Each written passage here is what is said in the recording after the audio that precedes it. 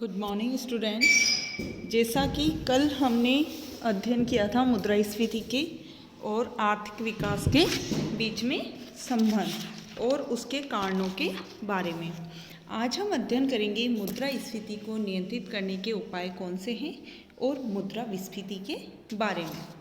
अब हम देखते हैं कि मुद्रास्फीति को कंट्रोल करने के लिए सरकार के द्वारा व आरबीआई के द्वारा, जो कि हमारा सेंट्रल बैंक है, कौन कौन से उपाय किए जाते हैं। तो उन उपायों को 3 भागों में विभाजित किया गया है: मौद्रिक उपाय, राजकोषीय उपाय और अन्य उपाय। अब हम सबसे पहले बात करते हैं मौद्रिक उपाय की। मौद्रिक उपाय में मुद्रास्फीति को नियंत्रित करने के लिए मुद्रा की मात्रा पर नियंत्रण करना ही सरकार का एक उद्देश्य होता है, जिससे सरकार को केंद्रीय बैंक के द्वारा की जाने वाली मुद्रा निर्गमन पर कड़ा प्रतिबंध लगा देना चाहिए। दूसरा है, मुद्रास्फीति को कंट्रोल करने के लिए केंद्रीय बैंक को साख का संकुचन करना चाहिए। और साख का संकुचन वो कितने प्रकार से कर सकता है? 2 प्रकार से कर सकता है, परिमाणात्मक विधि और गुणात्मक विधि के द्वारा। अब परिमाणात्मक जैसे बैंक दर में वृद्धि, न्यूनतम नगद कोष में वृद्धि, प्रतिभूतियों को खुले बाजार में बेचना, साख की राशनिंग, सीमांत आवश्यकता में वृद्धि आदि करके मुद्रास्फीति पर नियंत्रण किया जा सकता है। या फिर मुद्रास्फीति को नियंत्रित करने के लिए पुरानी करेंसी का विमुद्रीकरण करना चाहिए। नेक्स्ट है राजकोषीय उपाय। राजकोषीय उपाय अपनाकर भी मुद्रास्फीति को नियंत्रित किया जाता है, और ये राजकोषीय उपाय सरकार के द्वारा अपनाए जाते हैं, जबकि मौद्रिक उपाय केंद्रीय बैंक के द्वारा किए जाते हैं, जिससे सरकार अपनी सार्वजनिक व्यय में कमी करके अनावश्यक व्यय में कमी कर सकती है। सार्वजनिक ऋणों में वृद्धि करके, जैसे निजी व्यय को कम करने के लिए यह आवश्यक है कि निजी क्षेत्र में ऋणों के रूप में रुपया एकत्र कर लिया जाए, और ये कार्य ऋण पत्रों या बॉन्ड्स के माध्यम से किया जा सकता है। सरकार को जो पुराने ऋण हैं जो सरकार ने ले रखे हैं, उनको चुकाने में भी विलंब करना चाहिए, क्योंकि उससे क्या होगा, लोगों के पास क्रय शक्ति नहीं जाएगी। करों में वृद्धि करनी चाहिए, जैसे कुछ नए प्रत्यक्ष कर लगाने चाहिए, कुछ पुराने कर की दरों में वृद्धि करनी चाहिए। मुद्रा का अति मूल्य। मुद्रास्फीति के कारणों में हमने ये कहा है कि मुद्रा के अवमूल्यन से क्या होता है, मुद्रास्फीति बढ़ती है। तो मुद्रास्फीति को कम करने के लिए मुद्रा का क्या करना चाहिए, अति मूल्यन करना चाहिए। इससे क्या होगा, आयात बढ़ेंगे और निर्यात कम होंगे। घाटे की वित्त व्यवस्था में कमी। सरकार को घाटे की वित्त व्यवस्था को भी कम करना चाहिए। इसके लिए सरकार को अपने अनावश्यक खर्चों को कम करना चाहिए और अपनी आय के साधन बढ़ाने चाहिए, ताकि सरकार को और संतुलित बजट बनाना चाहिए। अब अन्य उपाय, जैसे उत्पादन में वृद्धि से भी मुद्रास्फीति को रोका जा सकता है। अब उत्पादन में वृद्धि में हमें ऐसी वस्तुओं का उत्पादन अधिक करना चाहिए जिनकी कीमतों में शीघ्र से वृद्धि होने की संभावना कम होती हो, या फिर उत्पादन में वृद्धि के लिए सरकार को सार्वजनिक क्षेत्र में उत्पादन प्रारंभ करना चाहिए। उचित व्यापारिक नीति अपनानी चाहिए, जैसे वस्तुओं की पूर्ति में वृद्धि करने के लिए सरकार को उचित व्यापारिक नीति के माध्यम से ऐसी वस्तुएं जिनकी मांग अधिक है उनके आयात में वृद्धि और निर्यात में कमी करनी चाहिए। तो इस प्रकार से इस नीति के द्वारा भी मुद्रास्फीति को नियंत्रण में किया जा सकता है।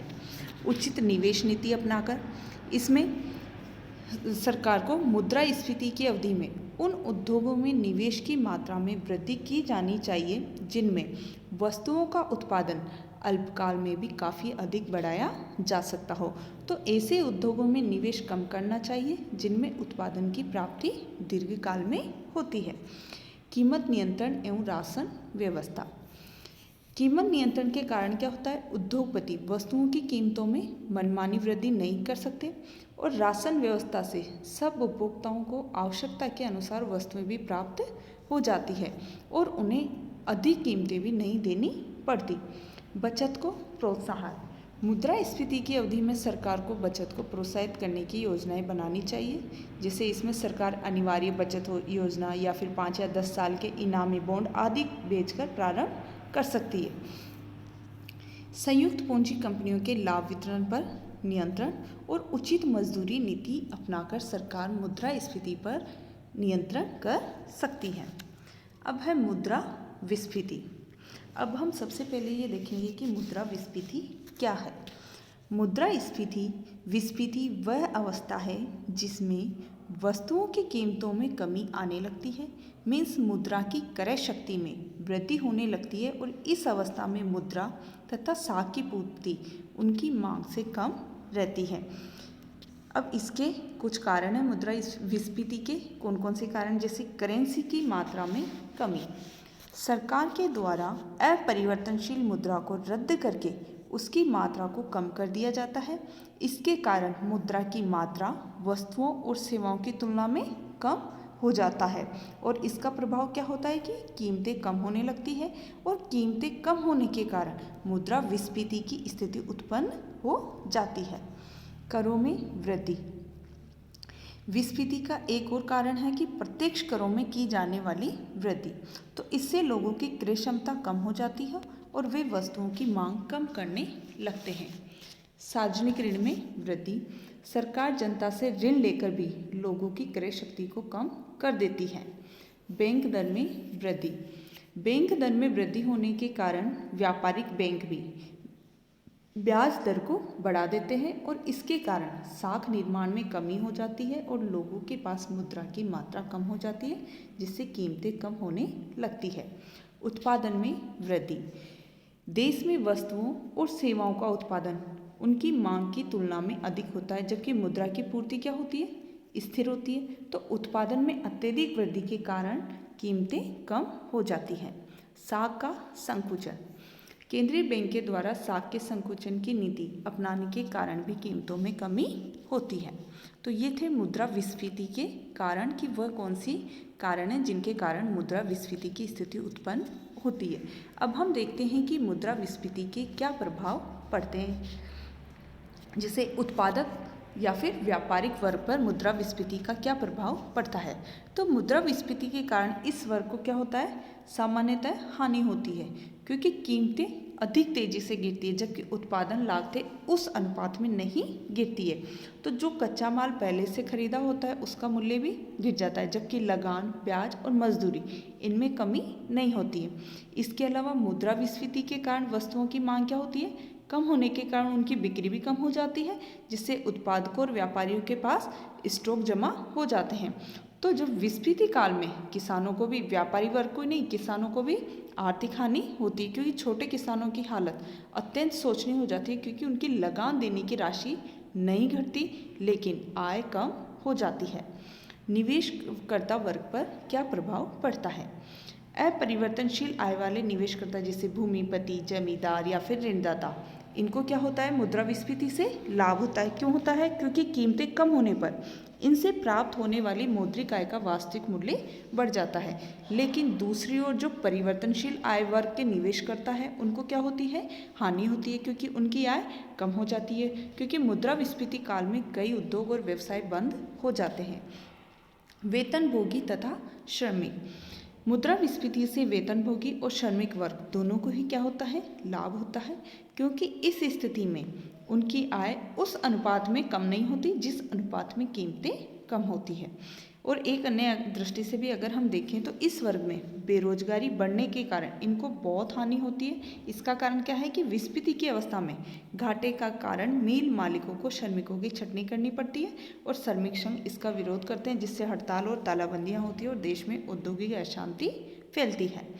उपभोक्ता वर्ग।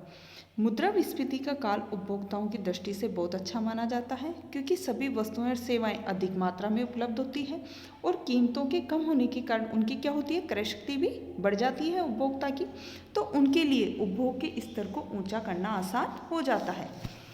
ऋणी तथा ऋणदाता वर्ग। मुद्रा विस्फीति से तो क्या होता है, ऋणदाता को लाभ होता है, क्योंकि ब्याज के रूप में उन्हें जो राशि प्राप्त होती है उसकी क्रय शक्ति बढ़ जाती है और यदि मूलधन भी इसी काल में वापस मिल जाए तो और अधिक लाभ होगा।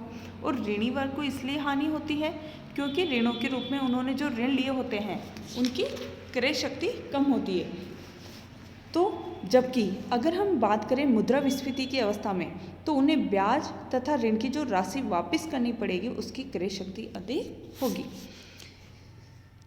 अब हम देखते हैं मुद्रास्फीति को रोकने के उपाय।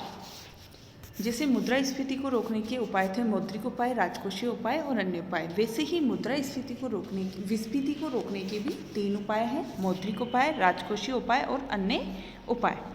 अब हम सबसे पहले देखते हैं मौद्रिक उपाय। मौद्रिक उपाय में मुद्रा का अधिक निर्गमन मीन्स मुद्रा संकुचन को दूर करने के लिए केंद्रीय बैंक के द्वारा मुद्रा की मात्रा का निर्गमन बढ़ाने से कीमत स्तर में कुछ मात्रा में वृद्धि होने की संभावना होती है। साख मुद्रा का विस्तार, ऐसे समय में केंद्रीय बैंक क्या करता है, साख के निर्माण में वृद्धि कर सकता है। इसके लिए बैंक दर कम करना, नगद कोष अनुपात में कमी करना आदि कदम उठाए जाते हैं।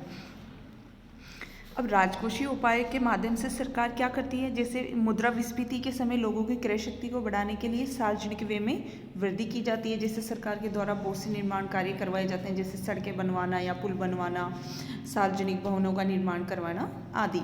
साथ ही सरकार क्रय शक्ति को बढ़ाने के लिए करों में कमी करती है और ऋणों का भुगतान करती है। सरकार के द्वारा लिए गए ऋणों का ऐसे समय में भुगतान करना चाहिए ताकि लोगों की क्रय शक्ति में वृद्धि हो सके। साथ ही अन्य उपाय जैसे मुद्रास्फीति काल में निर्यात को प्रोत्साहन देना चाहिए और आयात पर नियंत्रण लगाना चाहिए। इस प्रकार की व्यापार नीति सरकार को अपनानी चाहिए। साथ ही संयुक्त पूंजी कंपनियों को सारे लाभों को भागीदारों में वितरित कर देना चाहिए और अतिरिक्त उत्पादन को नष्ट कर देना चाहिए ताकि वस्तुओं की पूर्ति कम हो जाए और कीमतों में वृद्धि हो जाए। Thank you.